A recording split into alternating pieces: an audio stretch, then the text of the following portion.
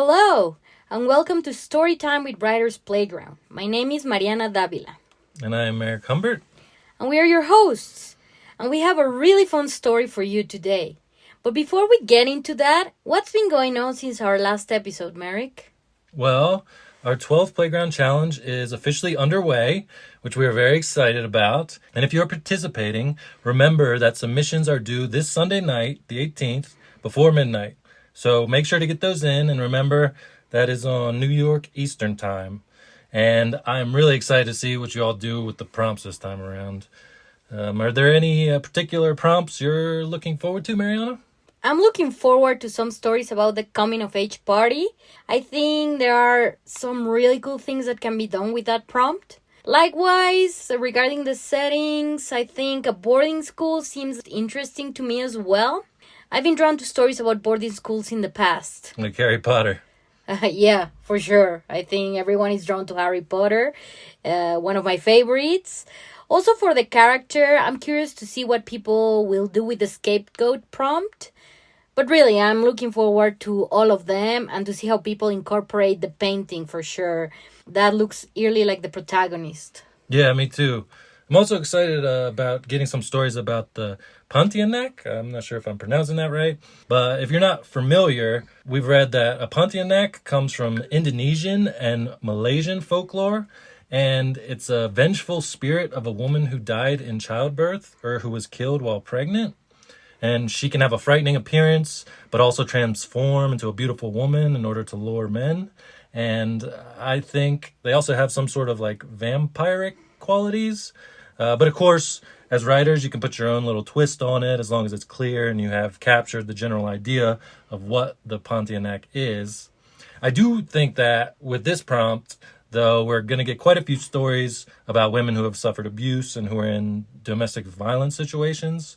So I think one of the keys will be how to make your story in this regard stand out amongst the others. And I think that one place to find that will be within the backstory that is created for this character. And also, one little tip would be to try to avoid making the antagonist a one-dimensional villain, just a stereotypical drunk and abusive partner without any more complexity to the character and that relationship. So there's a little tip for you if you're thinking about that. But find a way to make your story stand out. That's the best advice. Yeah, for sure.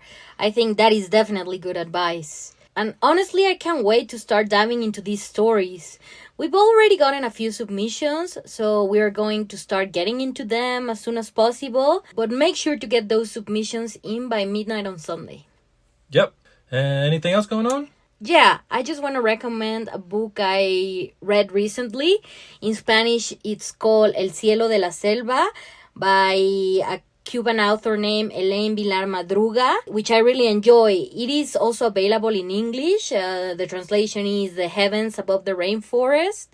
And it's a terrifying book. It's a kind of dystopian world where the jungle is a sort of terrible god who demands sacrifices from everyone that lives there. It has really horrific and graphic passages, but I couldn't put it down, and the writing is magnificent. Sounds cool. What else has been going on? The Golden Globes was this past Sunday. We didn't watch it, but I'm always curious to see who wins and was interested to see how that played out. One thing that always makes me think about and that I'm sort of fascinated by is how people's identities often seem to be tied up in the things that they like, their taste, and how there's sort of a need to rank these things and create lists, the best of the year, the worst of the year. And then you go through the comments or even just reading reviews on Rotten Tomatoes or whatever, you see how strongly people feel about these things.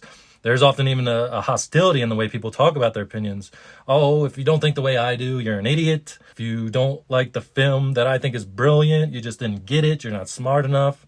There's some real anger that you see. And like I said, hostility, that if you insult someone's favorite film, they'll often take it as a personal insult, which I just find really interesting. That how people's tastes, their likes and dislikes get tied up into their identity like that. The things you like, the art, the films, the TV shows, the books, the music, can say a lot about who you are. And people take a lot of pride in their opinions on these things. They can have very passionate arguments and definitely judge each other. And I don't know, that's just something that I think is really interesting to consider when it comes to art and things like that. I agree. And I think you can definitely tell quite a bit about someone from the things that they like or dislike, especially if you listen to them explain why they like what they like and see how passionate they are about it, how strongly they feel about it. It is very interesting. Indeed, indeed. But anyways, let's get into our story for today. Yes. Today we will be reading At the End by David Ley. From a pool of 462 entries, At the End, one honorable mention in our 5th Playground Challenge. It is a story about an old wizard on a time-sensitive expedition and some young mages who stand in his way. David is a talented writer from London in the UK, and you can follow him on his Instagram at David_Ley. And this information would be in the description wherever you're listening to this. But for now, here we go. Enjoy!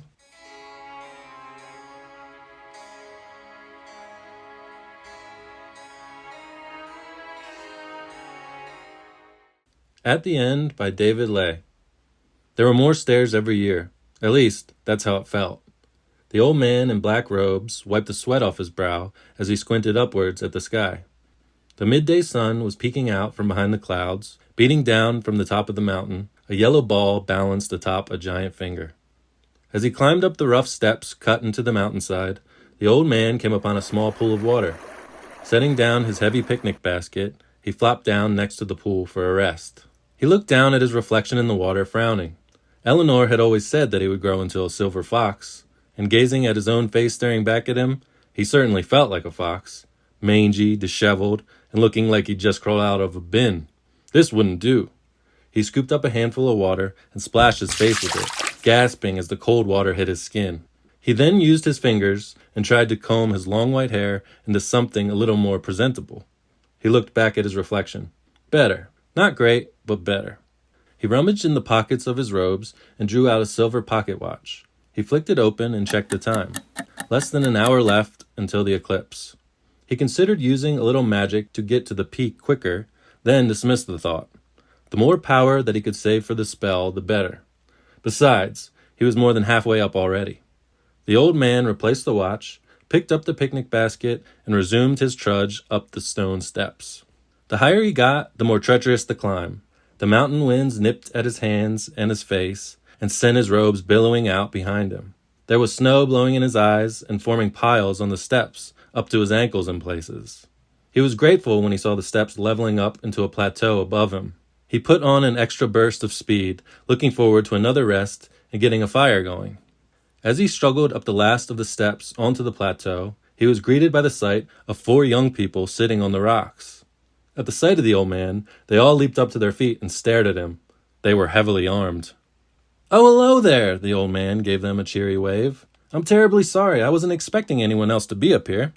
One of them, a young man with two-toned red and blue hair, stepped forward to confront him. He wore blue armor gilded with gold, and at his side was a longsword with an incredibly elaborate and impractical-looking handle in the shape of a dragon. "So," he spoke solemnly, "we meet at last, Zathanus." The old man wrinkled his nose in distaste. "Oh, must you use that name? Some silly newspaper or some such called me that a long time ago. You can just call me Derek." "Very well, Derek." The young man paused. "No, that feels wrong. Xanathus." He pointed at Derek rather dramatically. "Before you stands the heroes of Simbaria. We have traveled great distances and battled many evils to stand before you today." "You don't say!" Derek beamed at them. "Fans, are you? Well, you're welcome to join me at the peak. I would love a bit of company." He squinted up at the sky. "We're a little early, but we can climb up to the top and set the picnic up." He gestured with the basket. "I brought sandwiches." A beam of energy lanced over to him and knocked the basket out of his hand. "Youch!" he yelped and stuck his burning fingers in his mouth. "All right," he mumbled around them. "I've got other things as well. Cakes, fruit." "The old man wants to mock us." The young man who had shot him grinned and twirled his staff, which was slightly smoking. He wore long red robes trimmed with white, complete with a hood and a cape. He pointed the staff at Derek again. "Don't seek to distract us with these inanities, dark wizard." Derek removed the fingers from his mouth and frowned at the man with the staff. "I'm sorry, but I don't quite follow." "Stop playing dumb," interrupted the only woman of the group. She had bright pink hair and was dressed in a way that probably would have made Eleanor tut-tut and offer her one of her knitted pullovers. At year's end, at world's end, when darkness does through midday rend, the veils break, the earth shall shake, and all who live shall cease to wake, she recited. Derek gave her a little clap. A lovely bit of poetry, my dear. Did you write that? It's not poetry, it's a prophecy, she snapped. Words passed down by my people through generations. It tells of the coming of the dark wizard and the coming of end of days here at World's End. World's End? Derek frowned in confusion. This was the Isle of Kiono back when I lived here. Have they changed the name? He shook his head. That name doesn't even make sense. The world's a globe. It doesn't have an end, he shrugged. Regardless, I don't see what your prophecy has to do with me. On New Year's Eve, the boundaries between this world and the next are at their weakest. The fourth member of their group was tall, dressed entirely in black, and wore a skull mask on his face. He might have been vaguely intimidating if his voice wasn't a rasp that sounded like he was trying to speak through a throat full of marbles.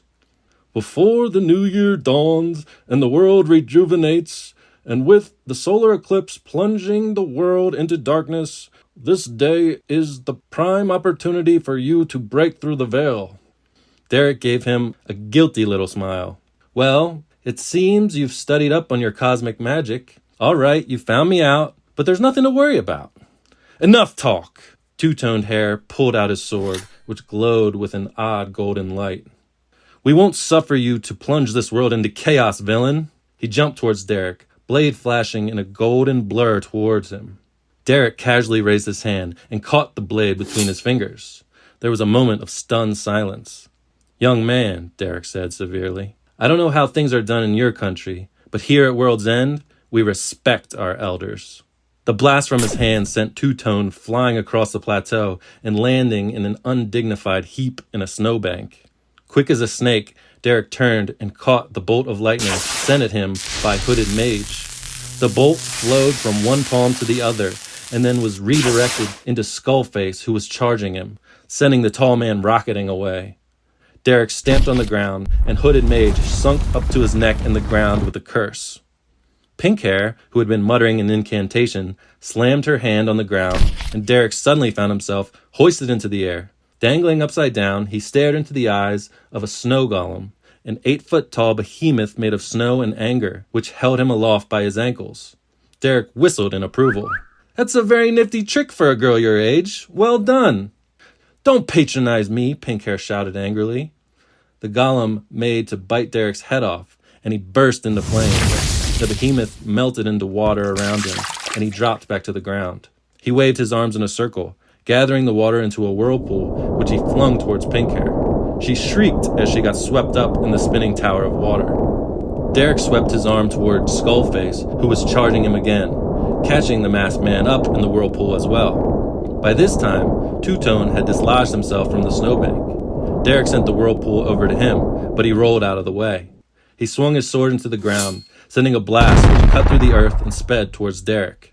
The old man used a gust of wind to blow himself out of the way in the nick of time, straight into the arms of the Hooded Mage, who had managed to unearth himself. The younger mage held Derek in an arm lock and grinned down at him. Nighty-night, old man. Yellow sparks of electricity coursed down from the young mage's hands, traveling up and down Derek's body. The old man grimaced for a moment, then relaxed. Not bad, youngin', but if you really want to take on a fellow wizard, you've got to put some welly into it. Like this.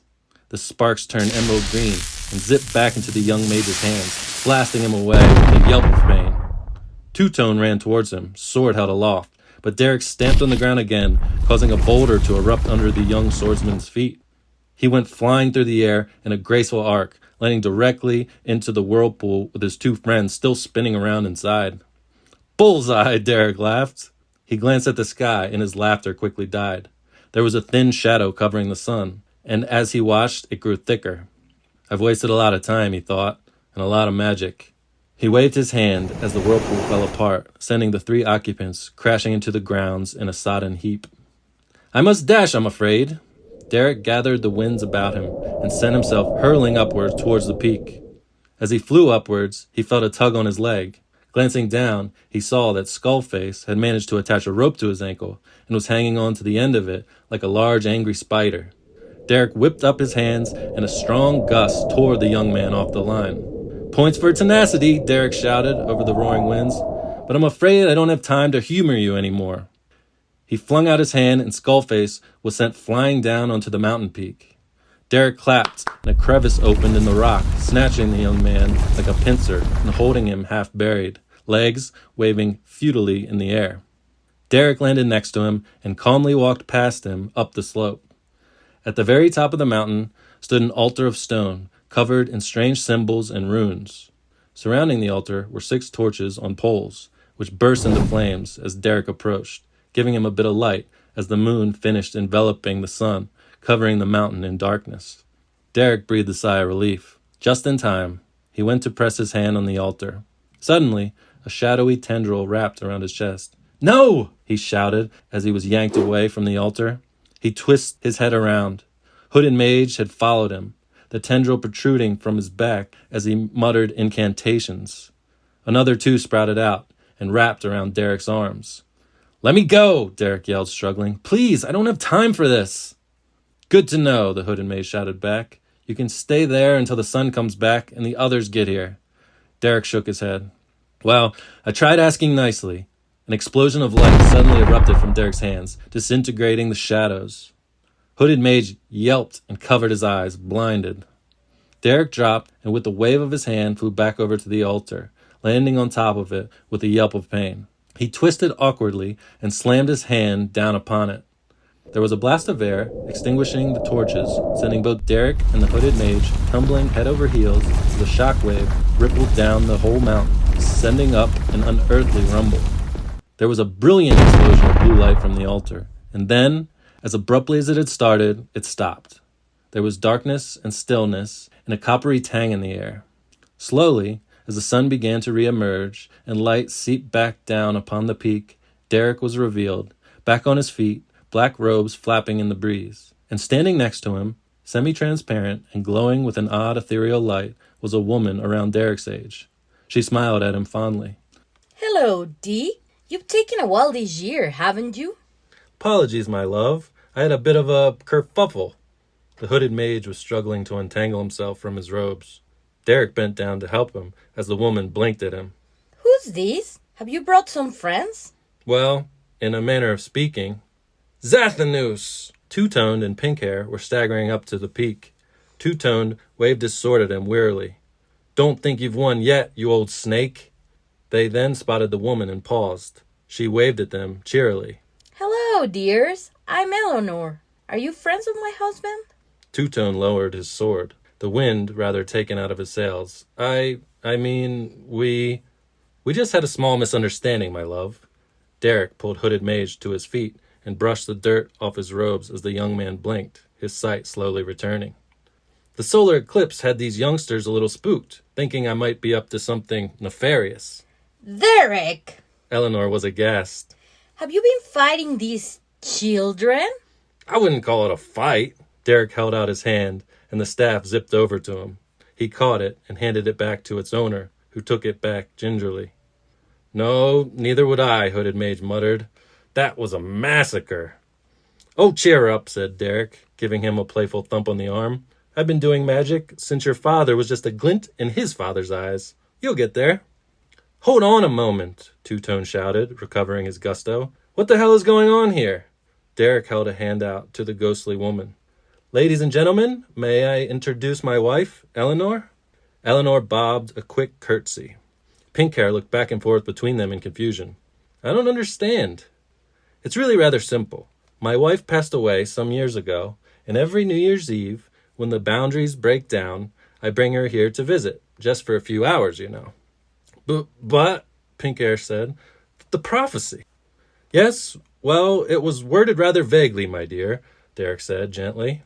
"I think those sort of prophecies can apply to a lot of things, depending on how you interpret them. I'm not so sure it applies to me, though." "Right," Pink Hair glanced at Two-Toned as he just stood there looking flabbergasted. This is a little embarrassing, then. We thought you were going to end the world." Eleanor stifled a giggle as Derek shook his head ruefully. "Why would I do that? All my things are here, and I can't be house hunting at my age. Pink Hair looked at the ground in embarrassment. Well, in that case, I'm very sorry for trying to kill you. Derek waved his hand casually. Not to worry, these things happen, my dear. Since we're done fighting, Hooded Mage put in, could you dig him up? He gestured to where Skullface was still half buried in the rock. What? Oh, of course, apologies. Derek stamped his foot, and Skullface sprang out of the ground like a plucked flower. He pulled off his mask, revealing a chubby freckle face as he coughed and spat dirt out of his mouth onto the ground. Eleanor clapped her hands together cheerfully. Now that's all settled, why don't you young ones go and set up the picnic? I'd like a moment with my husband. Pink Hair scuffed her foot on the ground. That's kind of you, ma'am, but we wouldn't want to impose. Nonsense! My Derek always packs far too much food anyway. Go on, we'll join you in a moment. Pink Hair nodded and led a stunned two-tone away by the arm, while Hooded Mage half-dragged, half-carried Skullface, who was still spluttering. When they were out of sight, down the peak, Eleanor turned to her husband, hands on her hips. Well, she said severely. Seems you have quite an eventful day. Derek gave her a sheepish smile. Would it help if I told you that they started it? She smiled back and held out her arms. Come here, you silly old badger. Derek wrapped her in a hug. They stayed there, enjoying the embrace for a few quiet moments. This feels different than usual. More solid, she murmured against his chest. The eclipse gave the spell a little extra oomph this year. We'll have a few more hours than usual. She looked up at him and smiled sadly. It won't be enough. Eternity wouldn't be enough. Well, hopefully we'll be getting that any day now. How dare you? He exclaimed. I'm in the prime of my life, I'll have you know. Go ask those young'uns if you don't believe me. She laughed and kissed his cheek. Happy anniversary, old man. Happy anniversary. He bent to kiss her.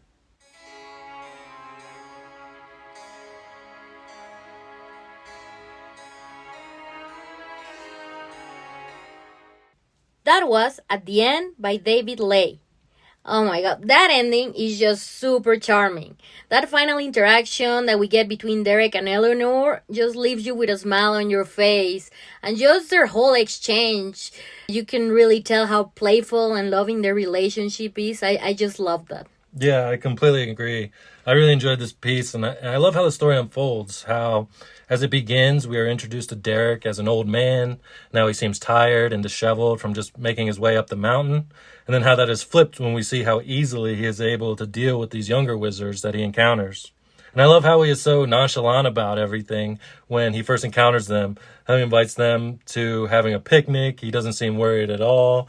How he's like, oh, you must be fans. I thought it was very funny how his carefree attitude is juxtaposed against how serious and severe these young wizards seem. Yeah, totally. I think one thing that the author does really well is humor. There were a lot of passages throughout the whole story that make me laugh out loud. And I also like how David keeps the reader guessing about what Derek is really doing there to begin with. At one point, Derek says, well, it seems you've studied up on your cosmic magic. All right, you found me out. Which makes us, as readers, wonder what he's in fact up to. That added some nice suspense. Yeah, and then we come to find out he is really just going on this traditional meeting with his wife, which is very sweet. His wife who passed away, which is sad but also really sweet. And the action is just fun in this piece. I thought it was well described and easy to visualize, and that it didn't go on for too long, which is a problem that we come across sometimes. But I thought it was very well balanced with that fun action, with some good humor, and a nice story arc in which we get a little romance, some suspense, and the sentiment in the end, which I really enjoyed. And I loved the moment when she says, it won't be enough, and he responds saying, eternity wouldn't be enough. Yeah, for sure. I just love the relationship. And I love how he sort of breaks up that warm moment with the really funny lines about being in the prime of his life. And how he says, how dare you, in a joking tone when she hints at the fact that he might die soon. It's just great. Yeah, it's a really enjoyable piece. Anything else you want to add? I think that's about it. Okay, as for the prompts, David chose a wizard for the character, New Year's Eve for the setting, and the one thing that everyone had to include in this challenge was a solar eclipse. Yep. And if you enjoy this story, make sure to follow David on his Instagram at David_Ley. And thanks so much for listening to another episode of Storytime with Writers Playground. And we will be back with another episode in 2 weeks. Yep. And if you're participating in our current challenge, make sure to get those submissions in by midnight on Sunday, New York Eastern Time. Thanks, everybody. See ya.